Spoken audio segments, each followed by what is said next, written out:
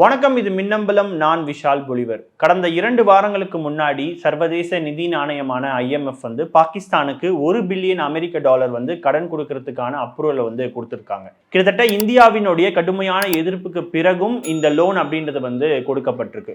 India தரப்புல இருந்து கடுமையான ஆட்சேபனம் தெரிவித்த பிறகும் பாத்தீங்கன்னா இந்த லோன் அப்படின்றது கொடுக்கப்பட்டிருக்கு. மீண்டும் இது மறுபரிசீலனை செய்ய வேண்டும் அப்படின்னு சொல்லி இந்தியா தரப்புல இருந்து கடுமையான வலியுறுத்தல்களும் ஒரு பக்கம் போய்கொண்டிருக்கு.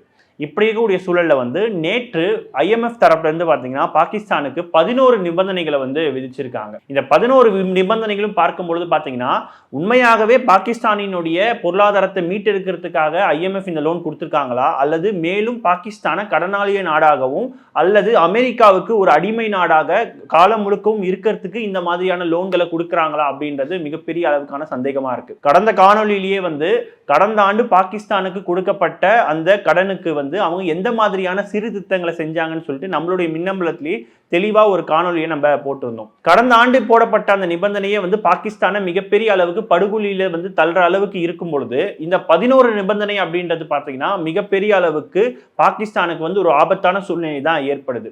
இது மட்டும் இல்லாம பாகிஸ்தானை இந்தியாவுக்கு எதிராக ஒரு ஆயுதமாக வரும் காலங்கள்ல அமெரிக்கா மிகப்பெரிய அளவுக்கான ஒரு திட்டத்தையும் வச்சிருக்காங்க. ஏற்கனவே 1981ஆம் ஆண்டு இந்தியாவுக்கு எதிராக மிகப்பெரிய அளவுக்கு அமெரிக்கா முதுகுல குத்திருக்காங்க. அந்த வரலாற்று சம்பவமும் இப்பொழுது பாகிஸ்தானுக்கு விதித்த இந்த 11 நிபந்தனைகளுக்கும் மிகப்பெரிய அளவுக்கு தொடர்பு இருக்கா? இந்த காணொலியில் நம்ம தெளிவா பார்க்கலாம்.